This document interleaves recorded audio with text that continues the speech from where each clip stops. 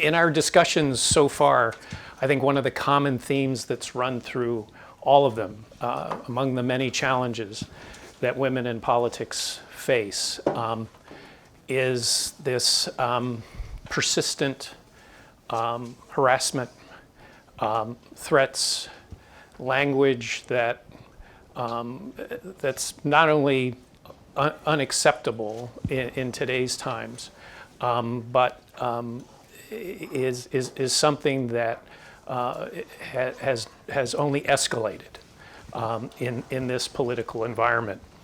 And so this session is focusing just on that. We've allowed for a little more time here. We're going 90 minutes. We could end a little early, depending on questions, but I'm sure we'll eat up the entire time here, and our guests have graciously agreed to be here for that full time. So let me get started with introductions. In the middle is Sadaf Jaffer. She is a former member of the New Jersey Assembly who elected not to seek re-election after being targeted in a campaign of harassment and vitriol. She is now a distinguished scholar at Princeton University, where she serves in the South Asian program at Princeton. Welcome, Sadaf.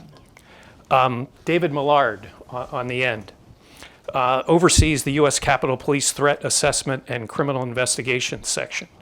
He joined the Capitol Police in 2005 and moved to the Protective Services and Dignitary Protection Program in 2007. He's a wealth of information on what the environment looks like across the country for federal lawmakers. Gauri Ramachandran serves as the Deputy Director in the Brennan Center's Democracy Program.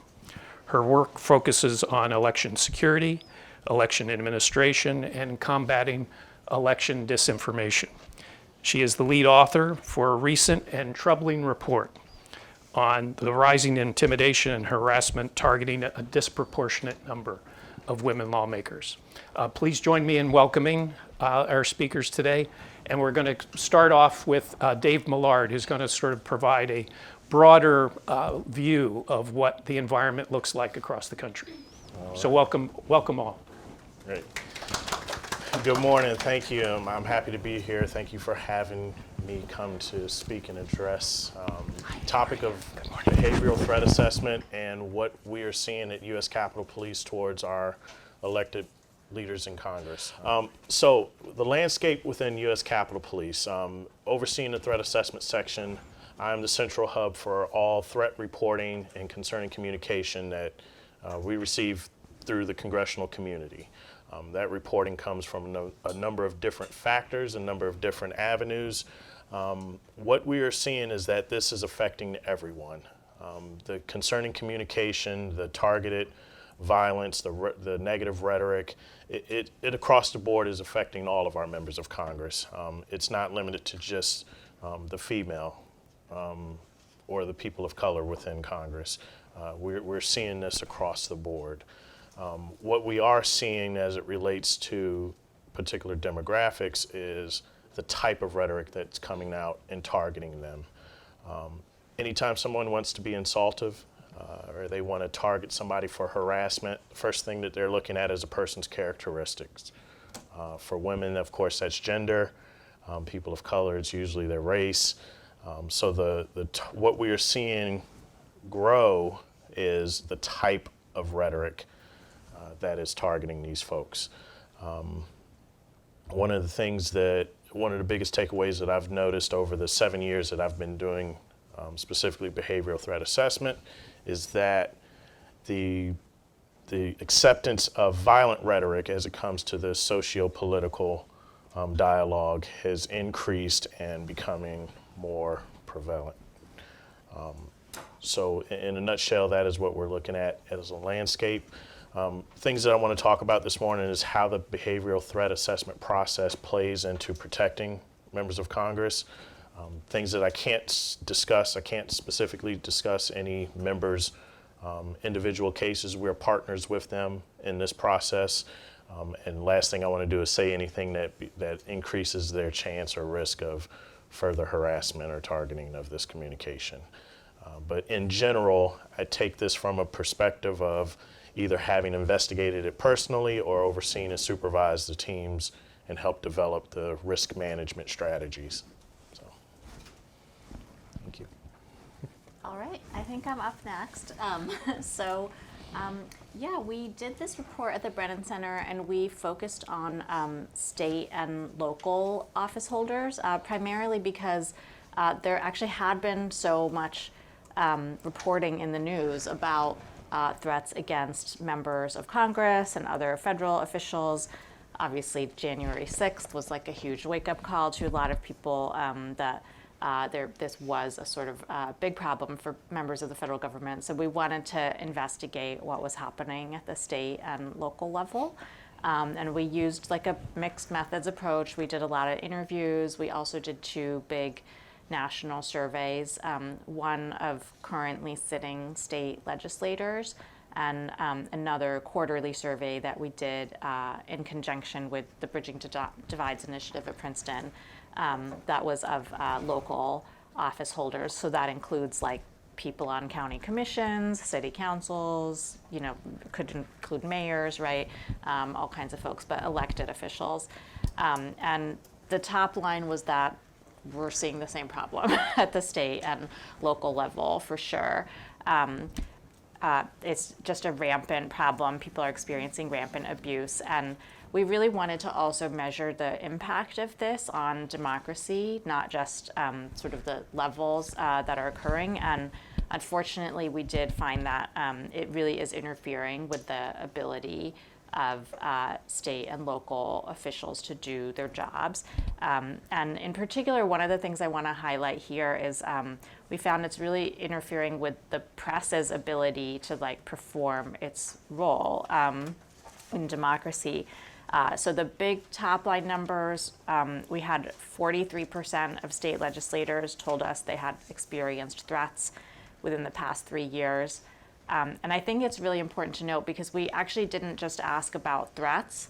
A lot of people will say what's a threat? How is it defined? Is it criminal? We actually asked about threats, harassment, insults, and physical attacks, and we provided definitions of all of those things. And so, the numbers are even higher if you look at things like insults and harassment. So this is people, given a menu of options, 43% had experienced a threat within the last 3 years.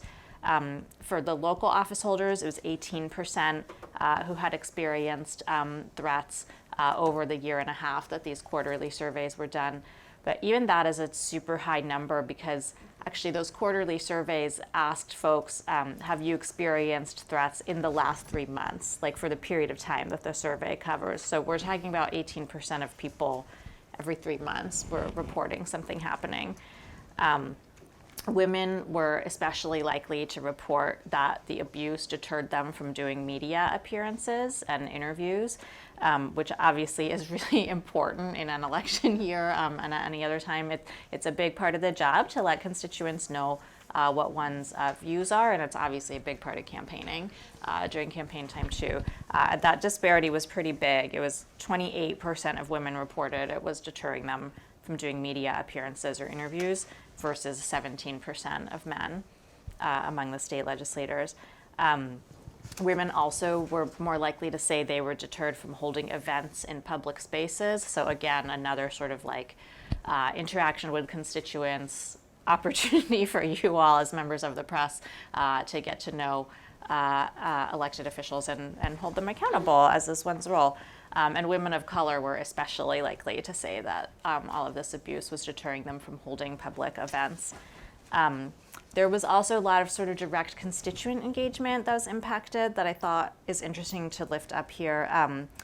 The abuse was making women, it's big numbers for everyone, but women were more likely to say that they were reluctant to hold virtual events even because of the abuse. And the numbers were huge across the board for posting to social media.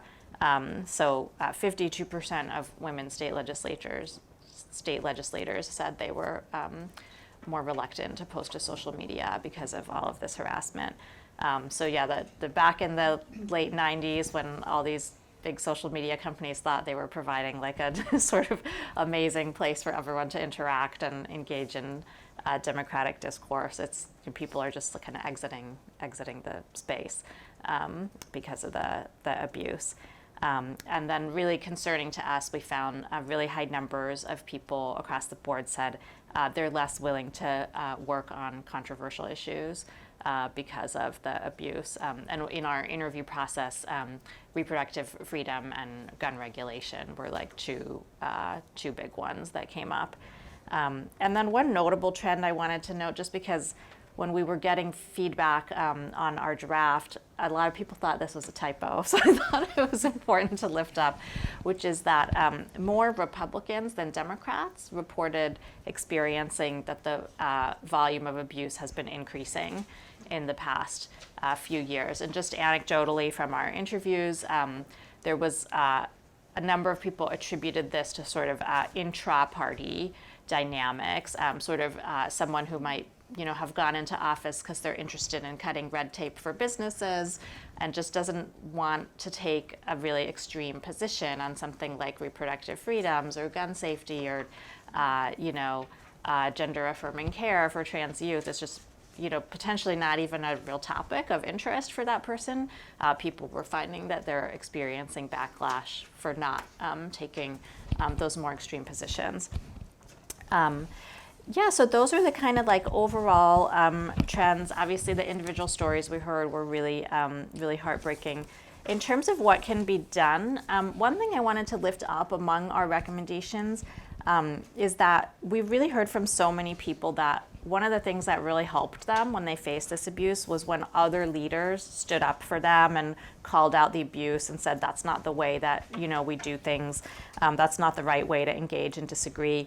And it was really helpful, especially if someone across the aisle did that. People found that like really gave them some of what they needed to keep going.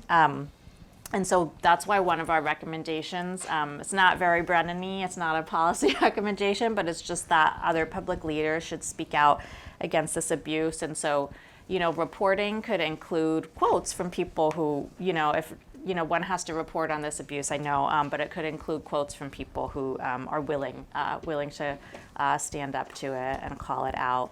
And also, so many people told us that social media is a vector of abuse. So we do recommend that social media companies, and I would add here, even those hosting the sort of social aspect of websites, like the comments section on online news sites and that sort of thing, can kind of take a look at their policies, what constitutes abusive language, what's permitted and not permitted. And we really recommended creating those rules in advance so that they can be applied consistently and without bias and that sort of thing, and kind of allow people to engage and disagree, but while not sort of pushing some people out of the conversation. We heard from so many people that one of the reasons for reluctance to post on social media and engage online was that not just that they would experience abuse, but their constituents too. Like people didn't want to open up their constituents to that kind of toxicity. So I'll stop there, and would love to hear more from all of you and part of this discussion. All right. Well, hi everyone. I'm Sadaf Jaffer, former state legislator from New Jersey, and former mayor of my town, which is Montgomery Township, New Jersey. And it's really an honor to be here on this panel and to meet with you all. I think like many people who go into elected office, you want to make a positive impact in your community and you want to represent everyone and you really want to be there to improve quality of life for your community. And I think it is really an honorable thing to run for office, and anyone who runs for office or serves, I have the utmost respect for them, because you do become a vector for all sorts of social things and a target for things that you might not have been prepared for. So when I was elected to my local government, I was the only Democrat and the first one in several years to be elected. And then the Democrats took the majority and I became the mayor. And we found out that I was the first Muslim woman to serve as a mayor in the US. And I remember, my friends and supporters saying, oh, we should do a press release. I was like, I don't know. I'm just little old me. I don't have, someone providing any security or threat assessment for myself. And I'm not sure if I want that sort of media attention. But, slowly the news did get out, and I did realize how important it was for diverse communities to see people like them represented. So I think that is a good thing.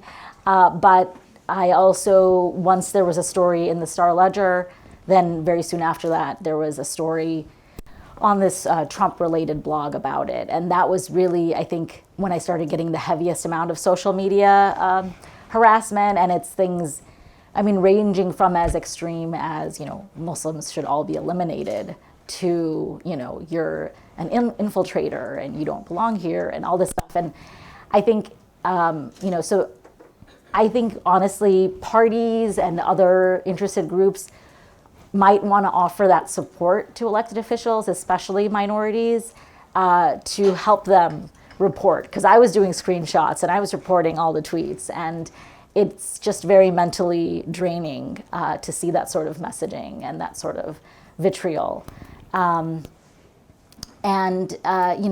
A lot of it comes out in campaigns. When I even ran locally in my town, my opponents had their mailer said, Sadaf Jaffer's ideas are dangerous and extreme. And I think it didn't work out for them electorally, but as we know, it just takes a radicalized individual to see that message and decide to target someone.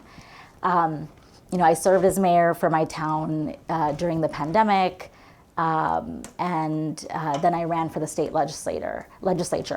And it was actually one of the first Asian American women to serve in the state legislature. There'd never been any, and then 3 of us were elected in 2021. And there had never been any Muslim representatives, and 2 of us were elected in 2021. So it was a big year. And I think that it shows that, by and large, the public wants to see more diversity and representation. But again, my opponents in that campaign had television ads, text messages, website, Sadaf Jaffer's a radical, reject extremism. And it was scary. It was scary because that's not something, especially as a Muslim in the United States, you want that word affiliated with you at all. And I have a young child, and I was concerned about her safety. And I think, again, keeping that in mind wasn't really something that even my party or my running mates or anyone had really kind of thought about. And similarly, when I got into the legislature, we never had a discussion of a threat assessment or how to safeguard yourself, or even maybe an understanding that certain people might have more of that attention directed to them than others. And so when it came to seeking re-election and I thought about it, it was really putting my family through that again, and not knowing what sort of messaging was going to come out, and not having a sense of safety and security, or even who am I going to fall back on for support. It really felt like I was just there by myself out in the wilderness, trying to kind of battle all these things on all sides. I've had that social media harassment. I've, had people, yelling at me and trying, again, saying, you're a jihadi mayor and this and that, and asking someone to escort me to my car. And so I think it does really wear you down. And so my advice to elected officials is have a therapist, have someone who can just process the experience of being stressed out in this way. And also that, and actually speaking with scholars and advocates, I've learned that, oh yeah, maybe the legislature could have had a discussion with us on how to handle this. Or even when I became a mayor, because I would just forward these social media things to the police department, but I don't know whatever happened with it. I don't know what the follow-up was. And I think on the one hand, we want elected officials to be safe. And some of the things that we've seen over the past few years, for example, there was a judge in New Jersey whose son was killed by a disgruntled person. There was the attack on Nancy Pelosi's family that was targeting her. There was a state legislative candidate. I forget what state it was. I think it was like in the west, southwest, who had shot into the homes of different other people from the opposing party. And all of that was kind of swirling around in my mind when I made my decision. And, it was a tough thing to do. I do think it was the right thing to do for my family, but I would like to make things better for people who are running now. And I have tried to create like groups for Muslim women mayors or Muslim state legislators, just for us to talk about the sorts of things that we have to face. But I do think governing bodies and political parties and just society at large and the media can really help in providing that support. And it was surprising for me that there was such an interest in why I wasn't running, and I'm glad I could be a part of these discussions so that we can try to make things better somehow. And yeah, looking forward to the questions. I'd like to start just to take a point of personal privilege, because I think it may kind of involve all three of you to talk about whether or not there is adequate infrastructure in place in terms of security, the ability to put at ease, your concerns about family, threats to family, and what you found, Gauri, in your report about concerns about security and whether there is an adequate infrastructure, or whether or not this environment has kind of overwhelmed the infrastructure that currently exists to protect people who are facing these types of threats and harassment. So if all three of you could address that, it might be helpful. We can unpack any level of this discussion and spend an entire day talking on any one piece of it. The infrastructure, from behavioral threat assessment perspective, we rely on the community to help resolve and mitigate risk of targeted violence. That comes from law enforcement, mental health services, social services, the court system. There are a number of different layers that we incorporate into our process that everybody is stretched to their max. Law enforcement, if you've looked at what's happened over the years, just about every police chief out there has talked about how it's been difficult hiring and retaining people to work in that profession. When it comes to targeted violence, of course, law enforcement is at the forefront of that discussion because they're often responding to or reacting to the reports of, that concerning communication. So it's splitting their duties on the local, state, and federal level. The situation is consistent across the board through the country from at least the entities that I've worked with. Mental health is no different. There has been a trend throughout the country over the last 4 or 5 decades.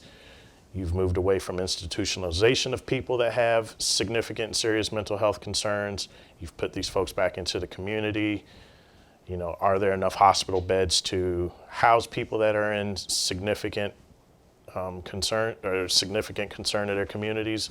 No. Are there enough social workers? No. These are all parts of threat management and threat mitigation that go into it. So to answer your question, has the increase further strained the system? Yes, it has. And that's where it's important for policymakers, it's important for the work that you do to deliver that message in a way that policymakers can then go back and say, hey, this is how we craft the use of our resources at any given level, state, local, and federal.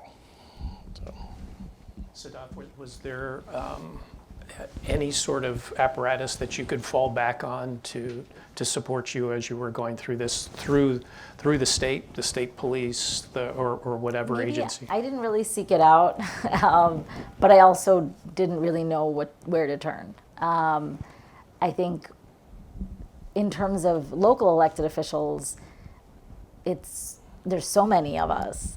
There's so many out there, and it's very, very difficult to provide that support. And so it was, yeah, I just was not sure where to turn. And I remember there would be some funny comments, so we had some gun safety legislation, and I was very in favor of some legislation to make it have a little bit more guidelines around access to firearms in New Jersey.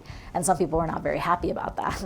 And I got a lot of, we're going to put your billboard all over with your picture. And this person was like, you all get armed security and you don't want us to have guns. And I was laughing, like, I don't have armed security, but I didn't want to say that. I didn't want to put a target on myself, like, I don't have armed security.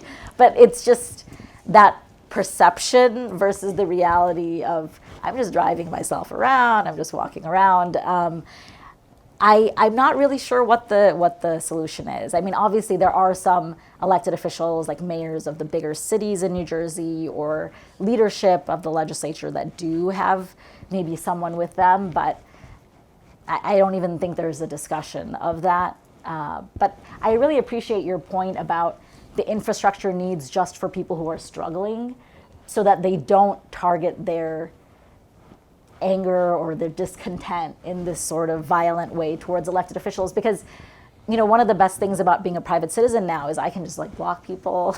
I can just not have to deal with people. But as an elected official, you have to deal with everyone. And, on the other side of this, we don't want elected officials that are so inaccessible that the public cannot express their discontent, or that the public cannot, let them know how they feel about things. So there is that balance as well. But I think it's just not even a discussion that anyone ever had with me. Like, how are we going to make sure that you feel safe? Gauri, did that come up in your research? Yeah, definitely. I would say the big takeaway was it depends on the state, it depends on the municipality, which means it's not consistent, right? Even within the same state, sometimes people would report a really good relationship with law enforcement in dealing with these problems, and someone else would report a not so good relationship. And it is really complicated because, one of the sort of so-called controversial issues that seems to sort of bring with it this kind of backlash and increase in harassment and increase in threats is criminal justice reform. And so often people in that situation, elected officials and candidates who are receiving this kind of abuse and harassment, they may not have a great relationship with law enforcement because of the policy position that they're taking on the issue. Their constituents may have a relationship or lack thereof with law enforcement that makes them reluctant to say, I want a bunch of armed security at my rally, right? Like they don't want to do something that's going to make actually pretty marginalized populations feel like they're not welcome. They're not welcome coming to the Capitol or to a town meeting and that sort of thing. So it's pretty complicated, and that's why one of our recommendations is actually, in a manner that respects civil liberties, gathering data, looking at it systematically, that kind of thing, so that resources can be allocated where they're actually needed, right? So it's not just the Speaker of the House gets the resources when they might not be the person that needs them the most. And it's also not just like, let's, turn everything into like a sort of like, armed, sort of like intimidating security situation if it's not needed. But I would definitely say across the board, the resources are just really deeply, deeply inconsistent. And there are a lot of things besides people standing around with weapons that can be done to improve people's sense of security. Gun safety regulation in general is something that came up a lot in our interviews.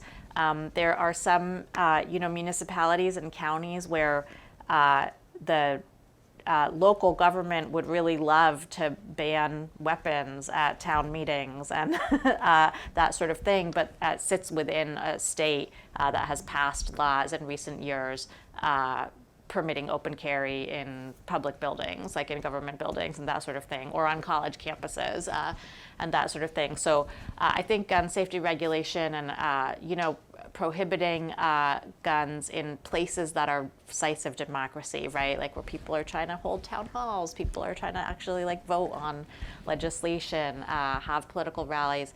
That's an option that I think doesn't involve like this sort of, kind of like armed response, which you can't have like everywhere, right? And may actually be counterproductive in some places.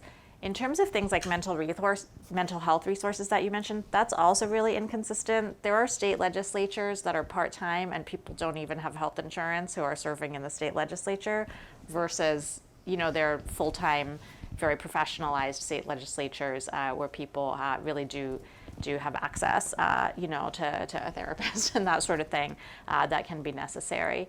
There's actually a bill in California right now that's been proposed that would allow candidates to spend campaign money on mental health services, which is probably, one of the first of its kind, I think, and I think is really interesting.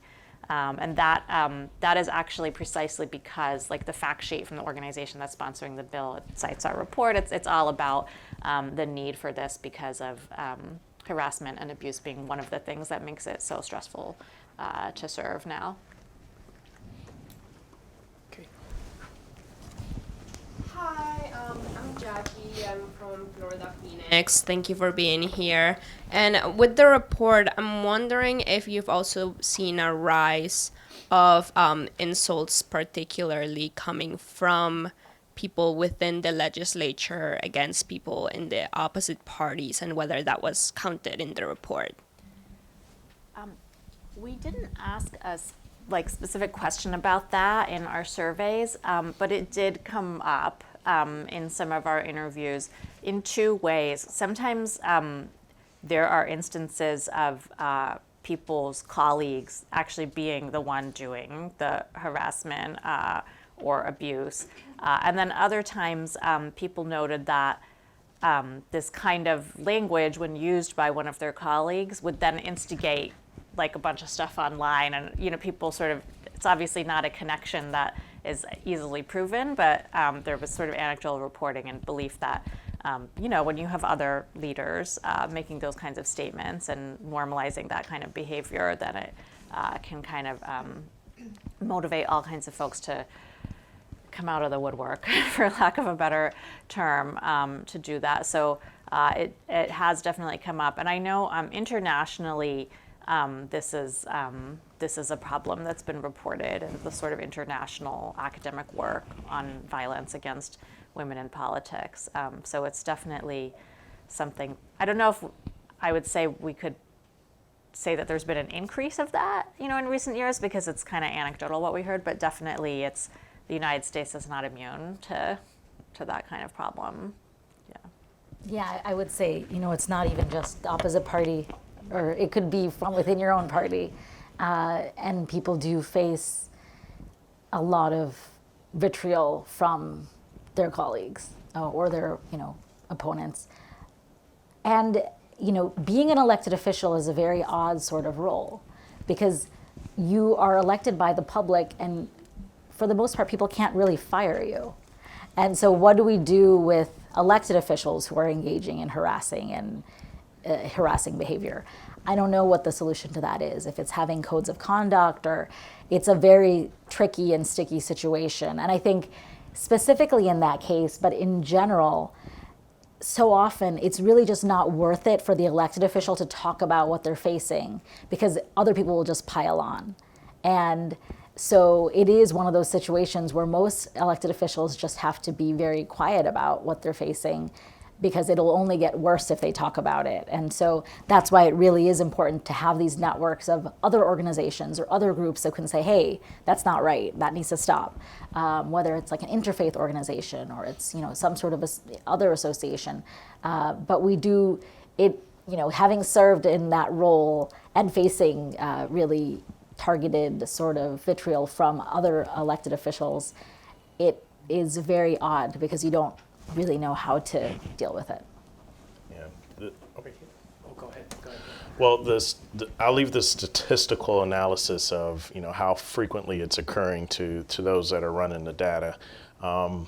I'll leave it to the poli-sci majors, if there are any in the room, to assess, the benefits, the pros and cons of why, people in elected positions choose to use that tactic to either further their political agenda or, just incite general discussion around it. But what we've seen, at least on Capitol Police, and there have been documented instances recently of members, using their colleagues in negative light, is the backlash that comes from the public and social media and the fringe groups that are in these different organizations, or the fringe groups that are aligned with certain beliefs and how they react to it. So from the threat assessment perspective, it increases the member's profile, it raises a level of concern, but I leave all the other whys to the other disciplines to determine. Right here. Hi, Ariama from Amsterdam News. I was curious because you said like threat assessment. So what actually makes like a credible threat, or what's an example of one that should be pursued, so you can figure out who's behind it, either for like legislators or from law enforcement perspective. And I guess like the second question I had was, I don't know, how have officers of color at the Capitol what have they been experiencing since January 6th? Just curious. Okay, twofold question. Yeah. Speaking with a lot of my colleagues and a lot of the officers, we're still evolving as it comes to how we feel about the incident of January 6th, as it relates to the socio-political atmosphere, and then those of us of color. I want to say it's still evolving. I want to make sure that I don't speak my own personal feelings representing the department in this regard, but what the department has done is I've observed that they've been very supportive of us, either through the mental health and the wellness initiatives that they've engaged in very heavily. But we are a part of the conversation. I give my leadership credit that they have taken the opportunity to reach out to say, hey, we're here to listen to our concerns and address them where they can. So from that perspective, U.S. Capitol Police, I think our leadership's done a great job of supporting our officers in that regard. Now, to the first part of your question, what makes a credible threat? We could talk extensively about that. It's to the eye of the beholder, the person receiving that concerning communication, everything is of concern. We have a practice at Capitol Police where anything that gets reported to us gets assessed from that communication, because somebody who raises it to law enforcement's attention, something triggered in them that this was concerning to me, I need to tell somebody. If it's something that, and a part of our outreach is part of our briefings to our community is, hey, if you would call and tell your best friend about something that happened at work, of a call you received, an email you read, an interaction you observed on social media, and it would make you talk to them about it, you need to talk to me about it, because I can then look at it and determine in the context of what that statement was, what level of concern to give it. I most recently was one of a handful of supervisors that did the initial triage to all of the cases. I think last year we reported over 8,000 concerning and or threatening communications that we assessed for the legislative elected officials. Information is key to behavioral threat assessment. The more information I have, the better I am of assessing a person's risk. And that process you would take it in chunks. We take the initial assessment based off of what was said. And I can give you any number of examples of where things have been taken out of context, but to the person who doesn't look at the context, it looks concerning. Saying, hey, and this may resonate to some of you in here, if you get the opportunity to do a photo shoot of a high-profile elected official, and you go on your professional page and you say, I'm looking forward to shooting so-so next week, And then somebody else not paying attention looks at that and says, they just threatened to shoot Congressman, Congresswoman. So then it comes back to me. That person is concerned. They're concerned for the safety and well-being. But then I get to look at the context of it and say, okay, this person's a professional photographer. They're a journalist. They don't intend to shoot nefariously the person they mentioned. So with that, information is the key. Not always true threats, and again, we're talking about the court system here. Supreme Court has come down and opined on what constitutes true threats. Most recent cases, Counterman in Colorado, that sort of narrowed definition of what a true criminal threat is and how it can be prosecuted. With mature threat assessment programs, we already incorporated that in our process when we go to do interviews and we go to do contacts of family and the offenders themselves to sort of alleviate some of those concerns. But you have to work within the framework of, when we're talking prosecutions now for true threats, that language and those concerns. But prosecutions is really a whole other topic we could spend a couple hours on. It is a tool of behavioral threat assessment and management, using the courts to manage people that are of concern. It's not a primary function, but as law enforcement, it is something that we have the ability to affect, because when people commit crimes, that's often working with our recipients as a partnership to determine the best course of action. Some people say, hey, I want this person put in jail immediately. They didn't really commit a crime according to the statute and case law.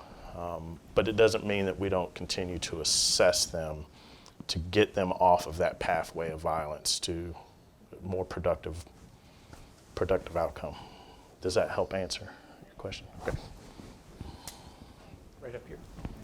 Hi, I'm Anna Liz Nichols, Michigan Advance. I think everyone in this room didn't go into journalism to make people unsafe or make them feel unsafe. I'd bet anything. Also, I'm sure a lot of us in this room view journalism as a public service, a vehicle to make people more informed and, by virtue of that, more safe.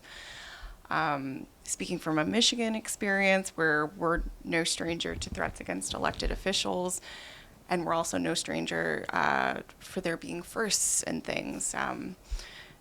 This legislative session, we have the first Black House Speaker, first woman to serve as Senate Majority Leader, and this week we elected the first person of Hmong descent to our state house.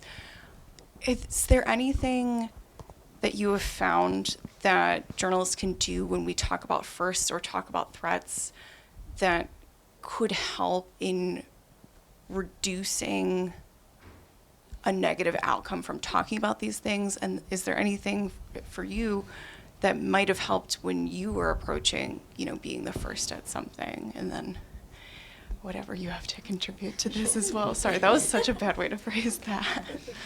Appreciate you. Go ahead. Yeah, I think, I think the question should really go to, legislative leaders and party leaders when they're asked to comment, like, oh, isn't this great? And, what are you doing to support this person? Or, understandably, minority communities face a lot of hostility, and being that, you become that lightning rod where everyone's like, oh, she's there, and I have all these bad feelings about people like that, so I'm just gonna aim it all towards her. I think just that conversation, and I think asking those people, like, have you faced difficulty? Do you feel safe or not safe? And I have appreciated that with some of the journalists who've spoken to me in New Jersey, for example. Do you feel comfortable sharing this? And is this going to put you in like any sort of harm's way? So I think gaining that perspective, because again, elected officials can't really hide. They are public and everyone has access to them. And so I think being aware of, maybe the ramifications of something being published, or just being aware of it, because I'm very, very critical of certain elected officials, and we need to hold all elected officials to high standards because they make decisions based on public trust. But at the end of the day, they are all human beings, and I try to remember that too. They are not just representatives of something; they are people who have families. And how do we maintain a sense of not getting so upset that we would ever feel like someone would be motivated to hurt someone, or it's turning down the temperature. It's very, very tough. It's very tough. I think I would say, just from what we heard from folks, that whole idea of somebody else, like party leaders, opposing party leaders, standing up, business leaders, religious leaders standing up and supporting them, was so important. So I sort of infer from that inclusion of those voices, like in the stories and that kind of thing, would be helpful in terms of at least helping people feel that support. I'm not a journalist, but I totally sympathize with this. When we wrote this report, obviously the last thing we wanted to do was deter people from running for public office, right? And so including stories of people who overcome that, people who, why it's worth it to be in public service. The sort of positives of it, despite all the negatives. That's something we kind of made an intentional effort to do. And I think maybe the analog to that in terms of news reporting would be including voices that are moving us towards productive democratic dialogue where people can disagree, as opposed to, one that kind of motivates this sort of just truly unhelpful behavior and response. Yeah. And I would say also holding those who exacerbate the situation accountable. I think we can often talk about, this person has experienced XYZ negative things, but it's like, who did those things?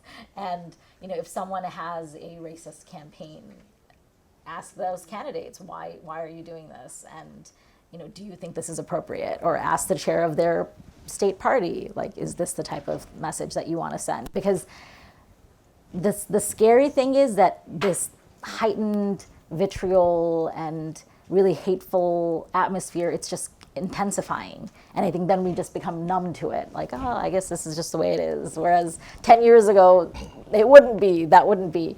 So I think we all need to do our best to resist thinking that any of this is normal, and just constantly being like, does this have to be this way?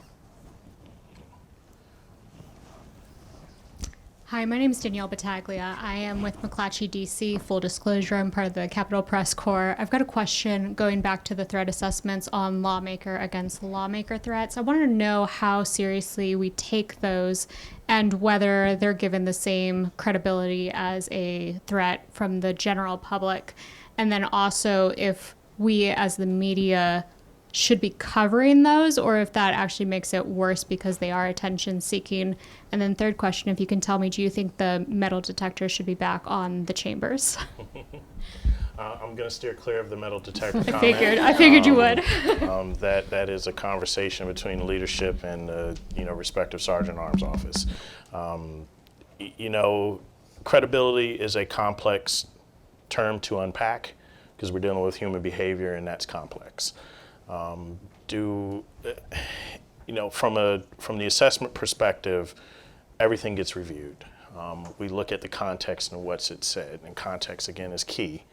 Are we furthering a political agenda when we post concerning caricatures of our fellow members? It gets reviewed. It gets reviewed from at least the aspect of what's the framework of this communication. So I think credibility is a complex question to answer. It's based off the totality of everything we're seeing. Has the member that made the concerning or offending statement Do they have a history of taking steps, and is there something behind their behavior and actions that would further increase the risk towards the recipient? So we do review everything. It's just what becomes the concern then is, again, the public reaction to that information. What now goes viral on social media? How are those people going to react? Are they going to take what was said as gospel and then go forward and carry out said acts? So that's where the concern becomes a risk for the recipient. Yeah. So you're welcome. Hi, Samia Kamal from Cal Matters in California. I want to ask, maybe circling back to true threats and civil liberties. I think as journalists, we never want to deny when someone says that they're experiencing harassment or threats. But I think what the media industry has struggled with after the George Floyd protests and the situation in Gaza is like constitutional political protests being cast as threats. And I think it's helpful to hear the framework, but I guess I'm wondering, is there a way that you see media reporting more responsibly on maybe differentiating or, verifying in some way what is a threat? And yeah. Again, the recipient is what gauges how threatening communication is in a person's life experiences. Best way that I can frame this is what I see and what I observe from my reporting entities. If I have interns who are younger, have less life experience, are not accustomed to people speaking racist, misogynistic, anti-Semitic things to them, then they take that on as a personal targeting of them and or the people that they're working for. As opposed to the staff member who has been there for 40 years in the office, who has been in fistfights with constituents at town halls and, has a different perspective on the noise surrounding those topics.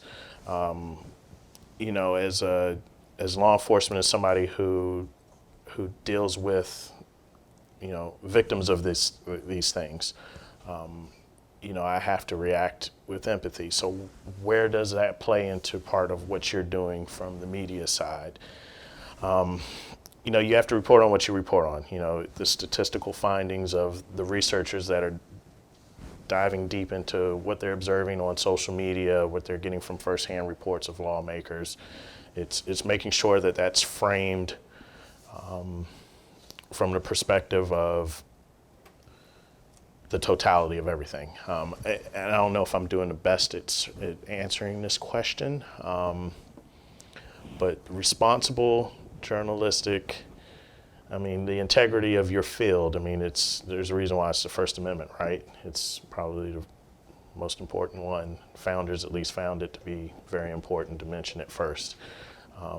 And what your personal, making sure that you're not framing the stuff that you're writing with a bias towards, your own encounters and experience with life. But taking that into account, the people that are telling you, hey, I've been threatened 100 times, understanding that's based off of human behavior that's complex. Yeah. Does that help? Did I answer? Okay. One thing I would mention on that is, I don't know so much that it's a role for the media, but I do think we need more definitions beyond once every 20 years the Supreme Court comes out with an opinion that doesn't actually cover all the cases, sets a minimum floor for what a criminal threat is. We do need more definitions because it is really easy to weaponize words like uncivil and stuff like that against actually dissenters and minority voices. Many of the instances we've seen over the last couple years of state legislatures disciplining their own members or that sort of thing have often they've often been deploying these really broad, vague codes against members who are actually themselves being harassed online by other members of the legislature. I'm reminded of Zoe Zephyr in Montana, being removed from her position for some time. So yeah, words like decorum and that kind of thing, I do think it's important that they can be abused, but I think more specific definitions. I actually used to teach employment discrimination law before my time at the Brennan Center.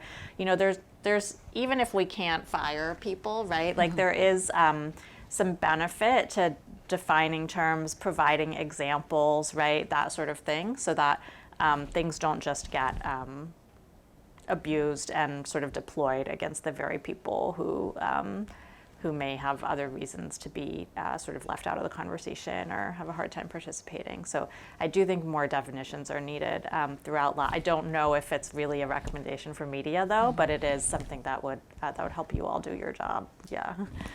I wanted to jump in with a quick question.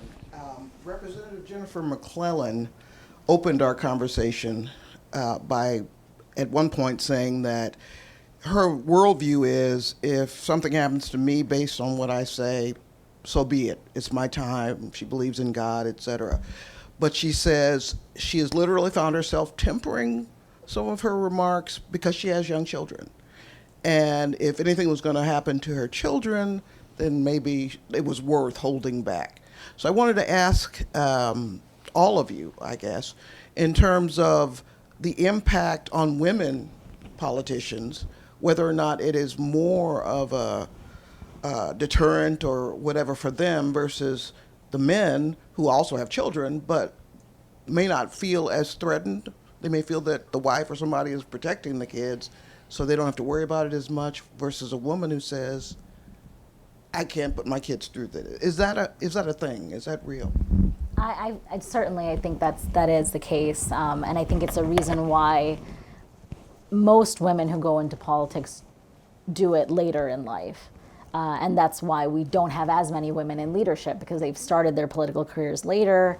And even myself, when people ask me, you know, will you ever run again? I'm like, maybe when my daughter goes to college. It really is that sense of, I need to protect my child. And so, you know, legislatures, but I think I really put a lot of the responsibility for this on parties.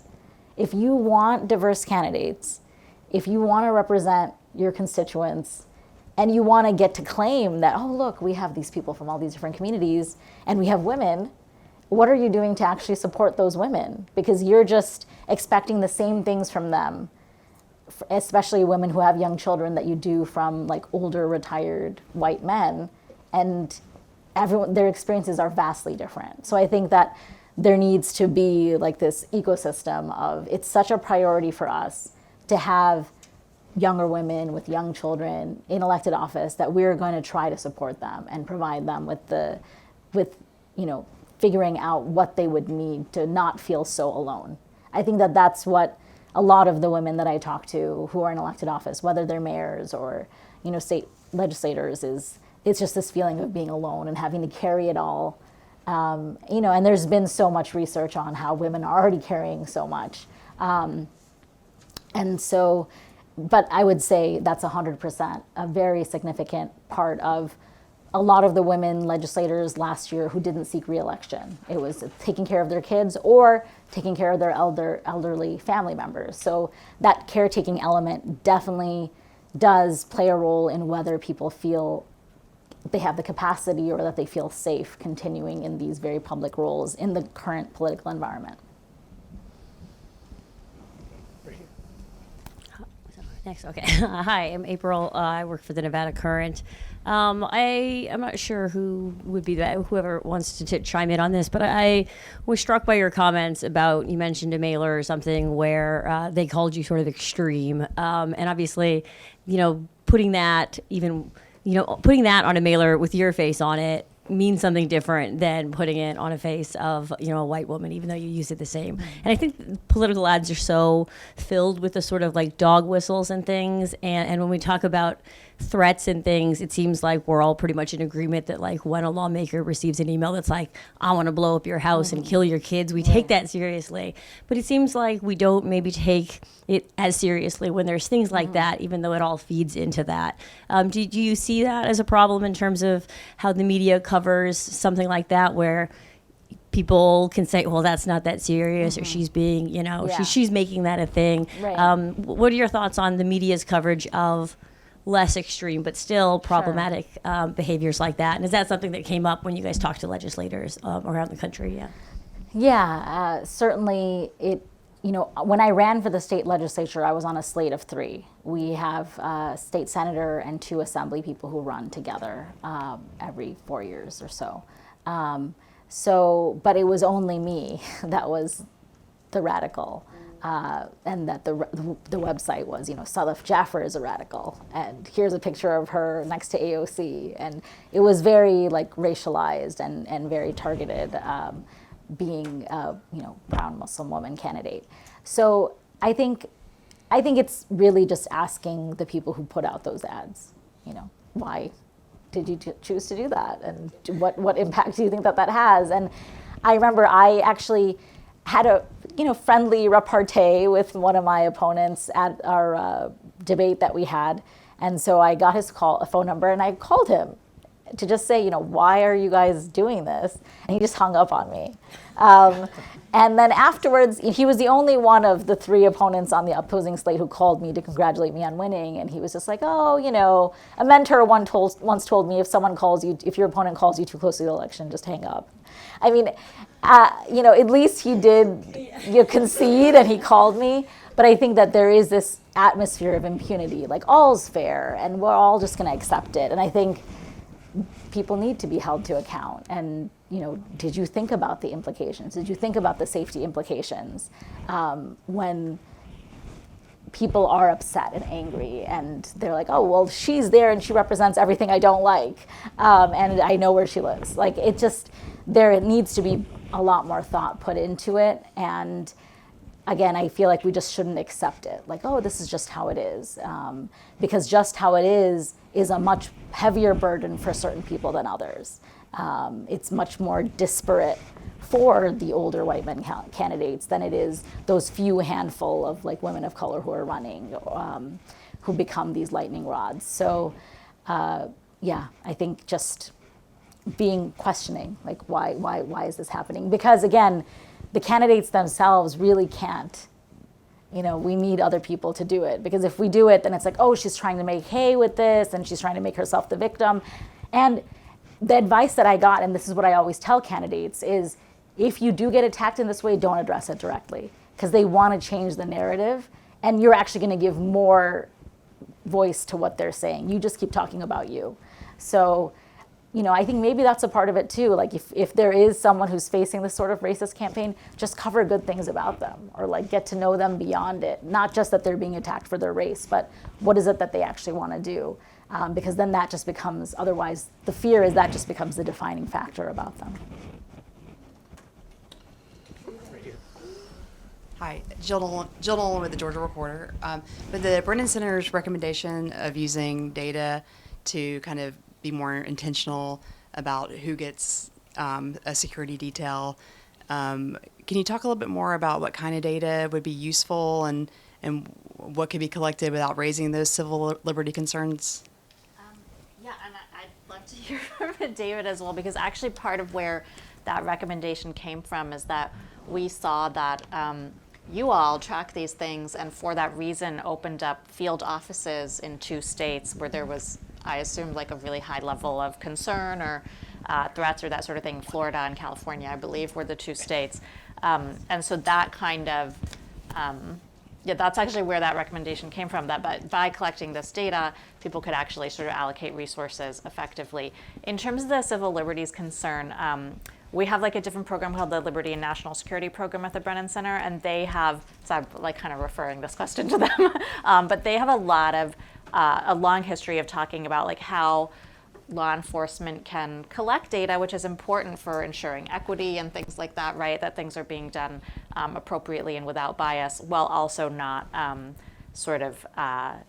just naming a bunch of people as bad guys and throwing it out in the public record. And so, aggregating things, anonymizing things, that sort of thing, I think that recommendation, we're making it with those kinds of protections in mind, yeah. But I do think it's important to note that, like, for democracy to function, some of this, which is, you know, what all those civil liberties are about, for democracy to function properly, we really do need to use the resources that we have, right, in the way that's gonna protect people and make them feel safe actually serving. But I'm sure you would have more to say, yeah. Everybody wants a protection detail until they need to run to Walgreens and they then have to take the show with them to go pick up a prescription. It seems like it's a great thing to have, but the intrusion of your lives that, you know, when that apparatus comes around you, it can further exasperate some of the concerns over this stuff. I say that jokingly somewhat, but you know, we can't provide, especially on the federal side, there's no way that we would be able to provide protection for everybody. So that's why we use the systematic process to determine, you know, those who are at risk. Capitol Police, we of course protect leadership because that's a function of Congress. That's a function of our government, ensuring that, you know, at least the leadership is there in case of a 9/11 style incident. You know, that's why we afford those protections to leadership. It's less threat based as it is government function. For those that we have put protection details on in the past, it's always been based off of the totality, again, of what factors go into it. Civil liberty functions. For Capitol Police, our cases that we review, that we conduct assessments on, are based off of really one of two factors. One, somebody reported it to us. Somebody saw that there was a concern. Somebody made a statement. That communication through the various media comes to us, and then that triggers our interest in it. The other is through social media and the rights that we have, as you do, to look at and gather this evidence and gather this information. And that's available to anyone. You know, those are the two main mechanisms that we use, at least for our members. You know, behavioral threat assessment, again, it is a complex task. It's based off of information, and where I could always use more resources is having those folks to gather that information and to assess and look at it. So if I'm understanding your question correctly, is how we're using that data to determine who gets protection? Is that? Yeah, like what's collected, how it's used, people it's Yep. Yep, it's based off, so more so the rhetoric or the negative attention that members get. You know, a lot of what we see from Capitol Police is generated through the 72-hour news cycle. You know, oftentimes when we have someone who's not making a true threat that can be prosecuted, when we go to interview that person or further determine what their motivation is behind making the call, sending that email, one of the questions we ask is, you know, what's your TV tuned to? What are you watching right now? Are you on the news channel that's heavy on the left, or are you on the news channel that's heavy on the right? It's equally dispersed. But, you know, what's driving the person's attention towards that member? And there's a lot of that goes on in what we do. But all those factors play a part. You know, for subjects that, you know, have communicated a true threat, protection detail would be provided when other mitigation strategies are unavailable. You know, a person can't be reached, they can't be found, then that would cause or trigger an event like that. Yeah. One thing I'll note that I heard from, because this report we did actually grew out of some prior work the Brennan Center has done on threats and harassment of election administrators. And when we were going around advocating for address confidentiality laws and things like that to protect election workers, a lot of times we would hear, you know, well, I think kind of my staff needs that too from state legislators. And that's really like a part of where this report grew out of. And there's a DOJ task force on threats against election officials and election workers. And I recently heard, it was at a public event, the leader of that task force mentioned that it is, to have the data, people need to know that they have a number to call and that they have an agency to trust that they can talk to, which is not something that is universally the case, at the state and local level, for sure. And he gave an example, the reason it's so important, of, there had been an election official who had reported to the FBI threatening behavior that they got, and they determined that it just didn't rise to the level that they could, prosecute the person or investigate them. But that person went and threatened like other election officials, and when they got information from another person, they were actually able to essentially use it to investigate the person in another district. So that, on some level, like even just people reporting the problem and not normalizing it and not saying, I guess this is what I signed up for, which no one should feel like they signed up for it, right? On some level, that is an important component, I think, in gathering the data. I just want to say that I hope all of you are also taking care of your safety, because I know that there's a lot of threats and harassment towards journalists and people in the media, especially women.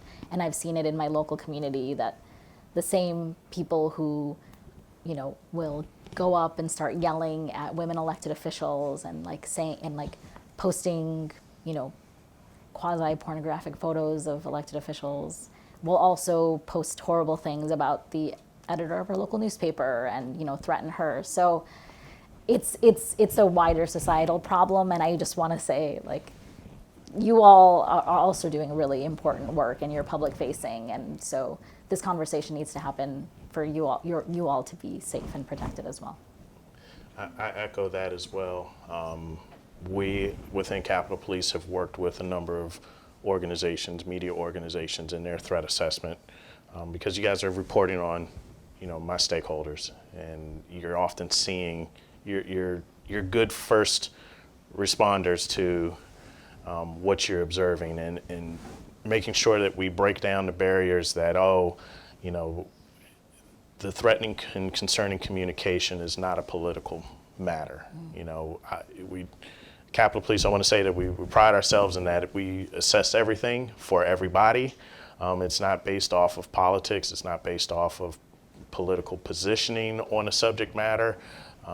That's the way law enforcement is supposed to function and work. But working with your organizations, again, to echo, you all are part of the process. Having a mature threat assessment program is something that every organization can do. Most recently, you started reporting on what schools are doing on threat assessment because of targeted violence incidents.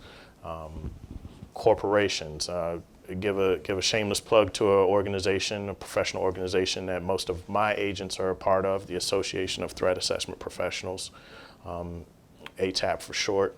That is a working group of corporations, government, local, state. That is our mechanism for training and sharing ideas and the psychology behind targeted violence behavior and how to mitigate it. And I know a number of the major organizations and outlets here also have mature programs that go into that. So as you're performing your functions, if you run into, hey, as a reporter, I did a story on this topic and now I'm receiving threats, there is an organization out there, you just have to search and find it. Yep. Repeat the name of the organization again. Association of Threat Assessment Professionals. Most of my agents and investigators work with that association to perform our function. Our staff psychologist, who has been with our program for 20 years, he's authored some of the statistical findings that have been researched, Dr. Mario Scalara from University of Nebraska, and he's been with us for 20 years. He's a big proponent for doing the work that association does on a national level and international, actually. That's our mechanism to go overseas. So when the threats come from, foreign entities, we're not just local. We're not just focused on the national it is a international responsibility to mitigate this stuff. Hi, I'm Shaylee Rager. I'm with Montana Public Radio. I covered Zoe Zephyr and the protests at our Capitol during that whole debacle and all of the fallout that came with it. And a question we asked Zoe Zephyr was, do you feel supported by leadership after that happened? And the answer was no. And I think, and then after that, like the Republican Speaker of the House who ordered the punishment for Zoe Zephyr was then also harassed and also received a lot of threats.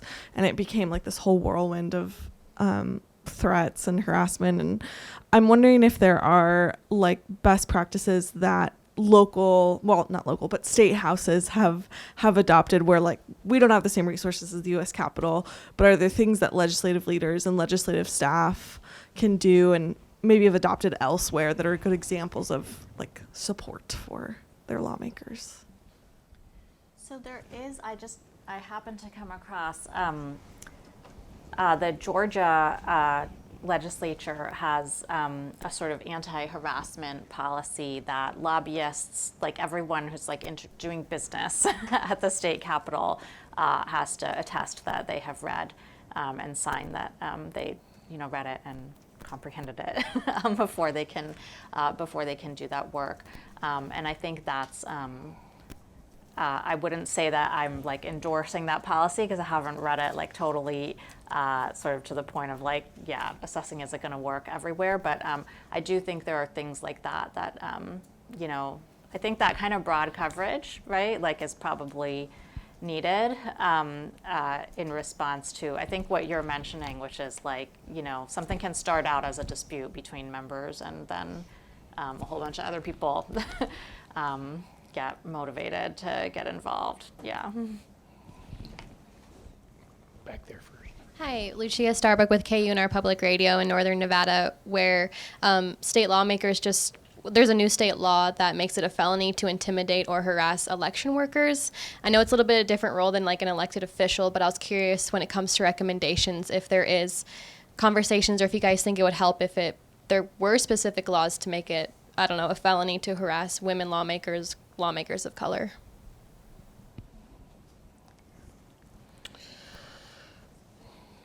Good question. So that's probably a question that's more for policymakers and those that create the laws, my bosses. So, there are already hate crime laws on many of the books in many states, targeting people specifically because of, race and other factors. The strength of those laws is something that's for public debate, I think is the best way to frame that answer. States, of course, have the ability to take up these topics on an individual basis, and as long as they're forming that conversation around sound opinions and facts, it's a process that law enforcement at least would react to. Yeah, I mean, I think I would just be worried about using that for political purposes against your political opponents and what counts as harassment. I don't know what the solution is. I feel like it's a social illness. It's like a sickness in our society, and it needs to be approached very holistically.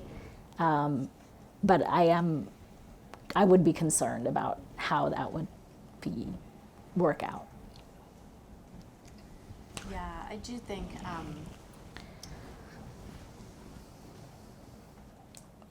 there's obviously concern with criminal laws and even civil laws, and that's why sort of examples, spelling things out in detail, that sort of thing, taking a page from maybe like other areas of law that aren't about criminalizing all problems, I do think can be helpful in this regard, because the whole point, at least for me, of like why the Brennan Center did this report and why we want to call attention to this problem is we're trying to make democracy function better and be accessible to everybody, right? Hi, Hallie Lauer from the Pittsburgh Post-Gazette. I'm curious about what I guess you could call kind of these indirect threats. So 5.5 years ago, Pittsburgh had the deadliest anti-Semitic shooting in the United States, and no one knew until after the shooter had been arrested that for months leading up to the shooting, including the day of, he had been online on Gab posting these anti-Semitic threats specifically towards Pittsburgh's Jewish community. So are there, the community has since put in safeguards to monitor these threats, but are there mechanisms for electeds that maybe they're not directly getting emails that are threats, but they're just out there like on social media? Is there any monitoring system for that? There are a number of commercial organizations that will go to, and we've seen it from our end. They'll go to a specific office and they'll say, hey, you know, for X amount of your office dollars, we can scour the deep dark web for everything that is scary about you. And that is a commercial function that has yielded less than reliable results from a threat assessment, threat management perspective.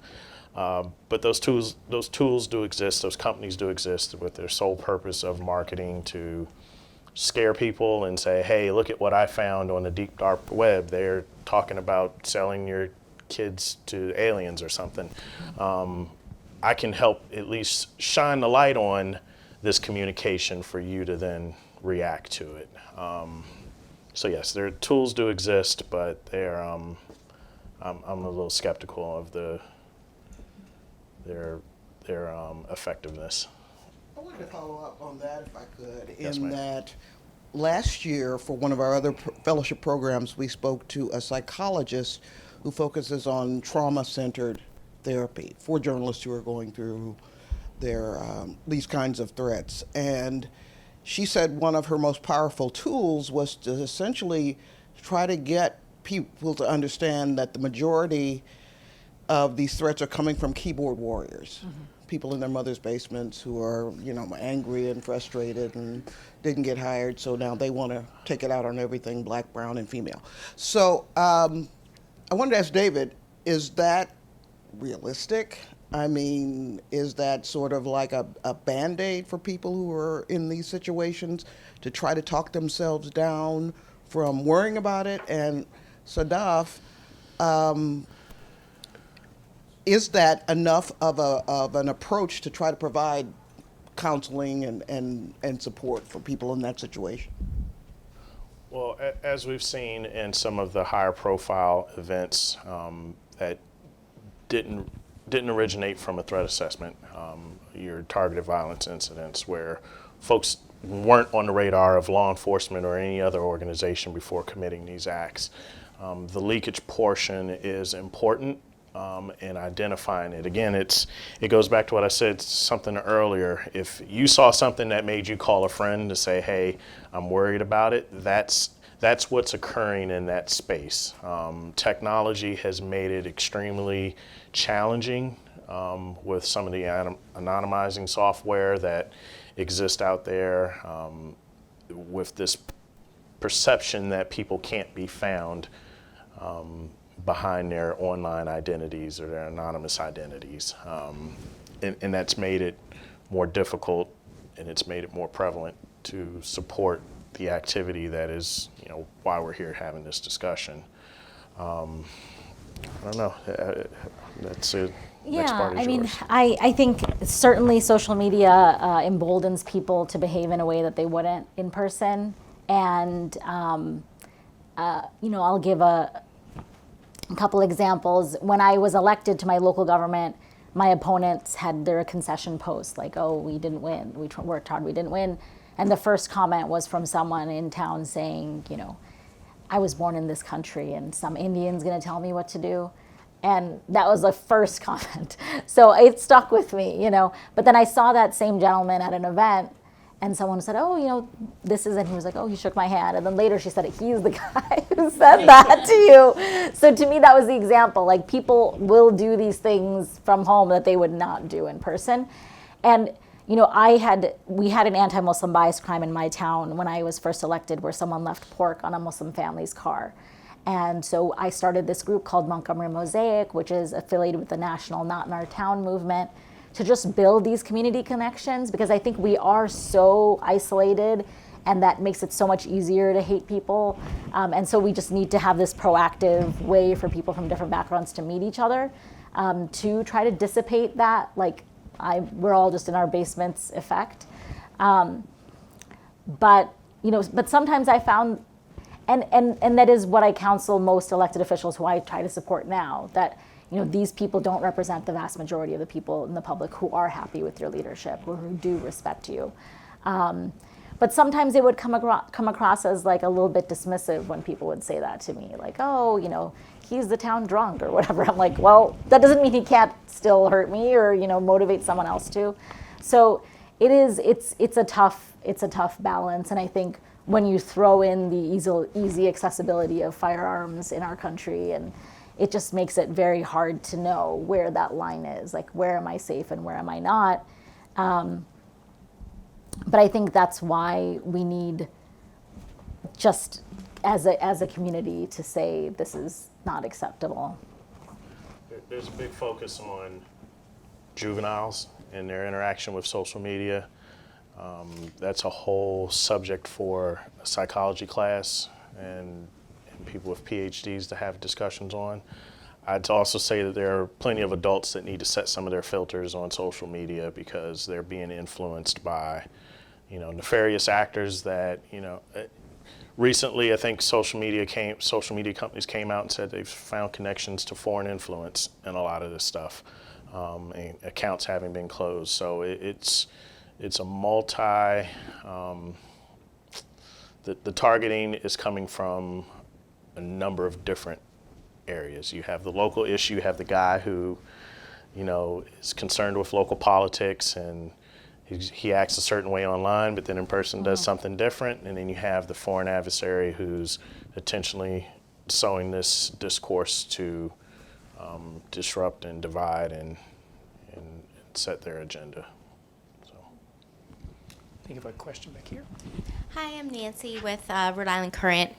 What advice or what opinion would you offer, I guess, for journalists on balancing sort of personal detail about candidates or lawmakers, particularly in like profile pieces, with, not wanting to encourage harassment or threats? So, things like not just what city they live in, but, maybe their neighborhood. In Rhode Island, it's very insular, and like, I grew up in this neighborhood is kind of something that helps humanize them. Or, we had a congressional candidate last year whose dad had owned a liquor store for 40 years, and everyone went into the liquor store and talked to the dad and wrote about where the liquor store was, and how to sort of balance the wanting to give that human detail with not wanting to invite sort of more expose that could be abused, I guess.